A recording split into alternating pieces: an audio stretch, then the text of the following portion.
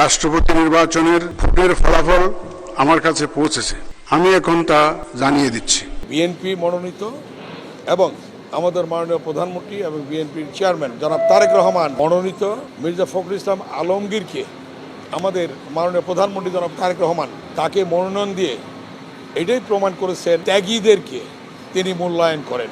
ওনারা জানতেন যে নির্বাচনে ওরা পরাজিত হবে, তারপরেও কেন নির্বাচন করলেন, এটা একটা বিরাট প্রশ্ন থাকতে পারে আপনাদের মতো। এই প্রশ্নটা আমি সাধুবাদ দেই এবং কনগ্রাচুলেট করি বিরোধী দলকে যে আমাদের মানুষরা গণতন্ত্র কী জিনিস, ভোট দেওয়া কী জিনিস সেটা ভুলতে বসেছিল। গত 17 বছর ধরে মানুষ ভোট দিতে পারে না এবং ভোটের আমেজটাই চলে গেছিলো। টেলিভিশনও দেখা মানে পার্লামেন্ট দেখা বা এই ব্যাপারে কোনো তাদের ইচ্ছাও ছিল না। আলহামদুলিল্লাহ আজকের সেই ইমেজটা পুরোটাই ফিরে এসছে যে আমরা এই সমগ্র জাতি প্রত্যক্ষ করেছে।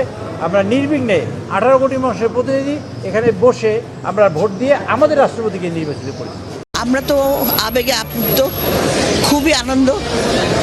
কারণ একটা কথা, প্রথমত 35 বছর পরে আমরা সৌভাগ্যবান, আমরা রাষ্ট্রপতি নির্বাচনে ভোট দিতে পেরেছি।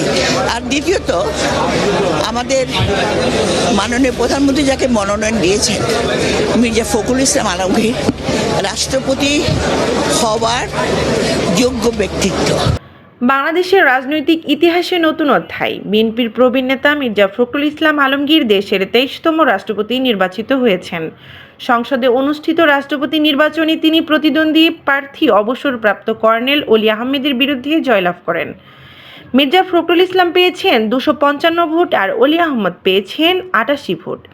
নির্বাচন কমিশনের পক্ষ থেকে আনুষ্ঠানিকভাবে ফলাফল ঘোষণা করা হয়েছে বৃহস্পতিবার 20 আগস্ট 2026।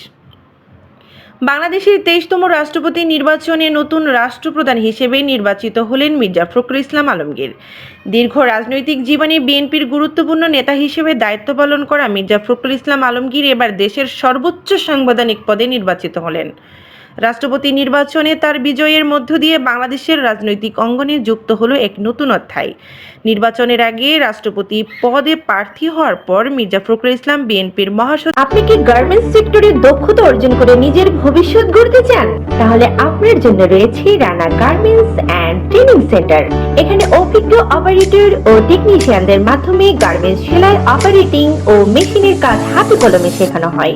পাশাপাশি শার্ট, প্যান্ট, গেঞ্জি ও গার্মেন্টস পণ্য পাইকারি বিক্রয়ের সুবিধাও রয়েছে। আমি এইখানে 15 দিন যাবত কাজ করতেছি, এখন সব মেশিন চালাইতে পারি।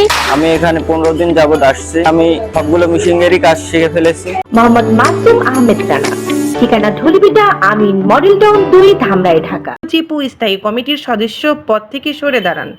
এরপর সংসদে ভোট গ্রহণ অনুষ্ঠিত হয় এবং প্রধান নির্বাচন কমিশন এম নাসির উদ্দিন ফলাফল ঘোষণা করেন।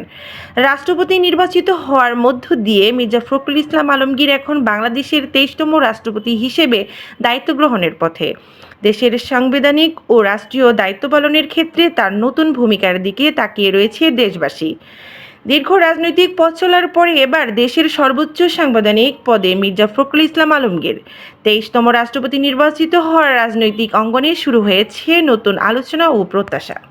রাষ্ট্রপতি নির্বাচনের ভোটের ফলাফল আমার কাছে পৌঁছেছে, আমি এখন তা জানিয়ে দিচ্ছি। মোট ভোটার 349 জন। মুদ্রিত মোট ব্যালট পেপারের সংখ্যা 349টি। ব্যবহৃত ব্যালট পেপারের সংখ্যা 343টি। 343 ইউজড হয়েছে ব্যালট পেপার। অব্যবহৃত ব্যালট পেপারের সংখ্যা 6টি। বৈধ ব্যালট পেপারের সংখ্যা 343, মানে 343, অল আর ভ্যালিড। 4টা ব্যালট পেপার আমরা রিপ্লেস করেছি, কিছু ভুল ত্রুটি হয়েছে, এটা আমাদের বিধিতে কভার করে 91 সালের বিধি 10 নম্বর বিধি অনুযায়ী আমরা রিপ্লেস করে দিয়েছি এটা। বৈধ ব্যালট পেপারের মধ্যে ডক্টর অলি আহমদ বীর বিক্রম পেয়েছেন 88টি ভোট, 88 ভোটস, এবং জনাব মির্জা ফখরুল ইসলাম আলমগীর পেয়েছেন 255 ভোট, 255।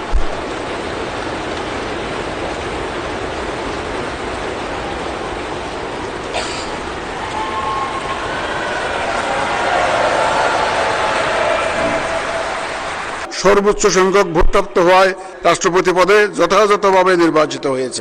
রাষ্ট্রপতি নির্বাচনের প্রতিদ্বন্দ্বী প্রার্থীদ্বয় এবং সম্মানিত ভোটার মাননীয় সংসদ সদস্যগণ আপনাদের সবাইকে জানাচ্ছি অনেক অভিনন্দন ও শুভেচ্ছা।